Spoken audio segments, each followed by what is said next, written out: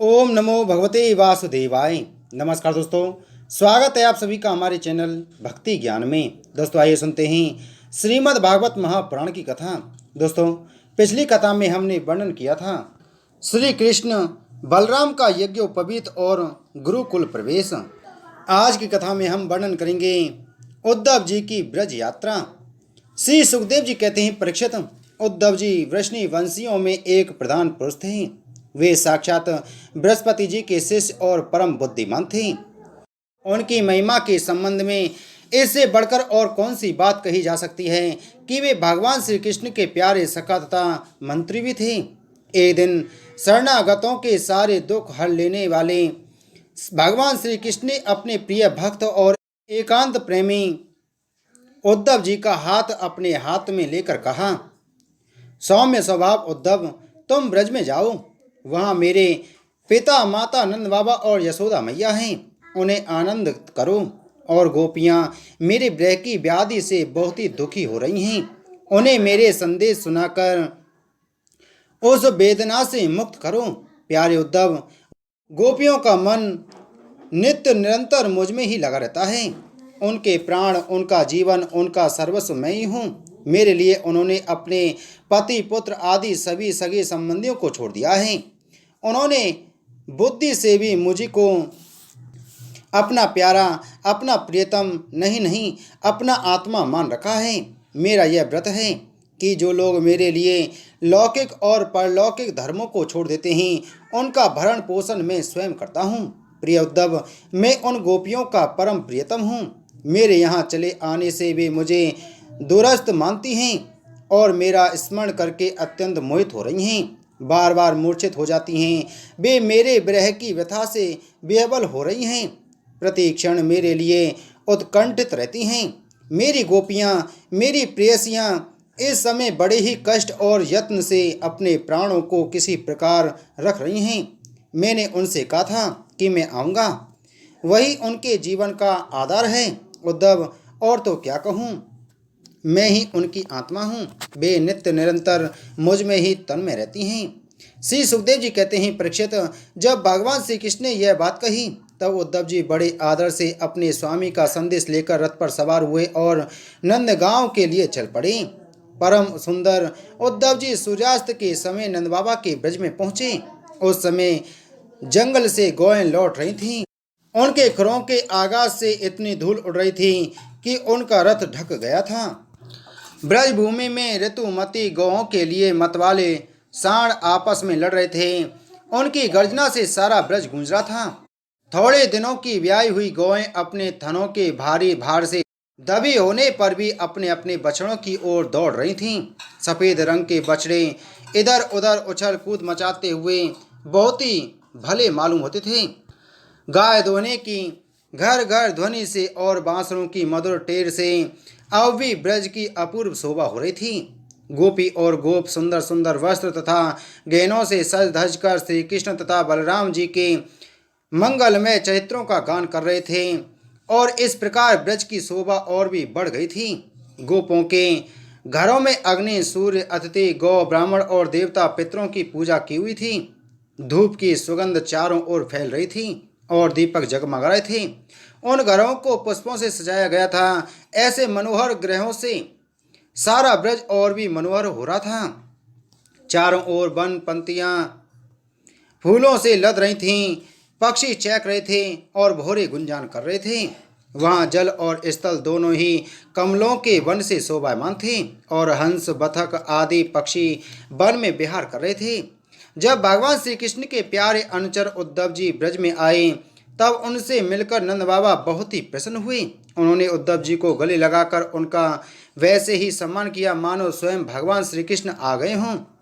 समय पर उत्तम अन्न का भोजन कराया और जब वे आराम से पलंग पर बैठ गए, सेवकों ने पांव दबाकर पंखा झलकर उनकी थकावट दूर कर दी। तब नंद बाबा ने उनसे पूछा, परम भाग्यवान उद्धव जी, अब हमारे सखा वासुदेव जी जेल से छूट गए। उनके आत्मीय स्वजन तथा पुत्र आदि उनके साथ हैं। इस समय वे सब कुशल से तो हैं ना। यह बड़े सौभाग्य की बात है कि अपने पापों के फलस्वरूप पापी कंस अपने अनुयायियों के साथ मारा गया, क्योंकि स्वभाव से ही धार्मिक परम साधु यदुवंशियों से वह सदा द्वेष करता था। अच्छा उद्धव जी, श्री कृष्ण कभी हम लोगों की भी याद करते हैं। यह उनकी माँ है, स्वजन संबंधी हैं, सखा हैं, गोप हैं, उन्हीं को अपना स्वामी और सर्वस्व मानने वाला यह ब्रज है। उन्हीं की गौएं वृंदावन और यह गिरिराज है। क्या वे कभी इनका स्मरण करते हैं? आप यह तो बतलाइए कि हमारे गोविंद अपने सुहृद बांधवों को देखने के लिए एक बार भी यहाँ आएंगे क्या? यदि वे यहाँ आ जाते तो हम उनकी वह सुगर नासिका, उनका मधुर हास्य और मनोहर चितवन से युक्त मुख कमल देख तो लेते। उद्धव जी, श्री कृष्ण का हृदय उदार है, उनकी शक्ति अनंत है। उन्होंने दावानल से, आंधी पानी से, वृषासुर और अजगर आदि अनेकों मृत्यु के निमित्तों से, जिन्हें टालने का कोई उपाय न था, एक बार नहीं अनेक बार हमारी रक्षा की है। उद्धव जी, हम श्री कृष्ण के विचित्र चरित्र, उनकी विलासपूर्ण तिरछी चितवन, उन्मुक्त हास्य, मधुर भाषण आदि का स्मरण करते रहते हैं और उसमें इतने तन्मय रहते हैं कि अब हमसे कोई काम काज नहीं हो पाता।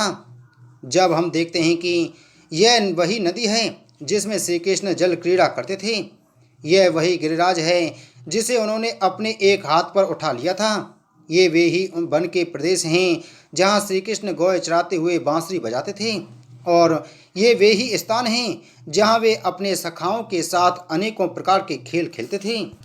और साथ ही यह भी देखते हैं कि वहाँ उनके चरण चिन्ह अभी मिटे नहीं हैं।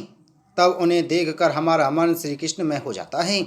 इसमें संदेह नहीं कि मैं श्री कृष्ण और बलराम को देव शिरोमणि मानता हूँ, और यह भी मानता हूँ कि वे देवताओं का कोई बहुत बड़ा प्रयोजन सिद्ध करने के लिए यहाँ आए हुए हैं। स्वयं भगवान गर्गाचार्य जी ने मुझसे ऐसा ही कहा था। जैसे सिंह बिना किसी परिश्रम के पशुओं को मार डालता है, वैसे ही उन्होंने खेल खेल में ही 10,000 हाथियों का बल रखने वाले कंस, उसके दोनों अजय पहलवानों और महान बलशाली गजराज कुवलयापेन को मार डाला। उन्होंने 3 ताल लंबे और अत्यंत दृढ़ धनुष को वैसे ही तोड़ डाला जैसे कोई हाथी किसी छड़ी को तोड़ डाले। हमारे प्यारे श्री कृष्ण ने एक हाथ से 7 दिनों तक गिरिराज को उठाए रखा था।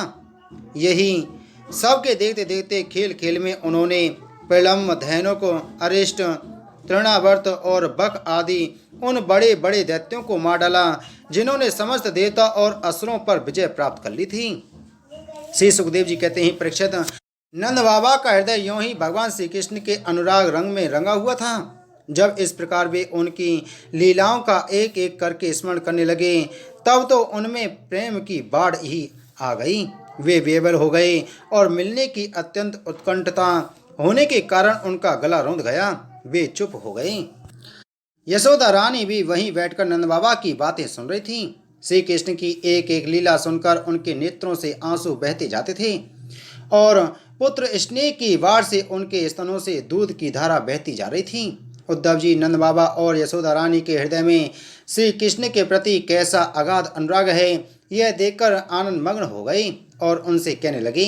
उद्धव जी ने कहा, हे मानद, इसमें संदेह नहीं कि आप दोनों समस्त शरीरधारियों में अत्यंत भाग्यवान हैं, सराहना करने योग्य हैं, क्योंकि जो सारे चराचर जगत के बनाने वाले और उसे ज्ञान देने वाले नारायण हैं, उनके प्रति आपके हृदय में ऐसा वात्सल्य, स्नेह, पुत्र भाव है। बलराम और श्री कृष्ण प्राण पुरुष हैं। वे सारे संसार के उपादान कारण और निमित्त कारण भी हैं। भगवान श्री कृष्ण पुरुष हैं तो बलराम जी प्रधान प्रकृति, ये ही दोनों समस्त शरीरों में प्रविष्ट होकर उन्हें जीवन दान देते हैं और उनमें उनसे अत्यंत विलक्षण जो ज्ञान स्वरूप जीव है उसका नियमन करते हैं। जो जीव मृत्यु के समय अपने शुद्ध मन को एक क्षण के लिए भी उनमें लगा देता है, वह समस्त कर्म वासनाओं को धो बहाता है और शीघ्र ही सूर्य के समान तेजस्वी तथा ब्रह्ममय होकर परम गति को प्राप्त होता है। वे भगवान ही जो सबके आत्मा और परम कारण हैं, भक्तों की अभिलाषा पूर्ण करने और पृथ्वी का भार उतारने के लिए मनुष्य का सशरीर ग्रहण करके प्रकट हुए हैं। उनके प्रति आप दोनों का ऐसा सुदृढ़ वात्सल्य भाव है, फिर महात्माओं, आप दोनों के लिए अब कौन सा शुभ कर्म करना शेष रह जाता है।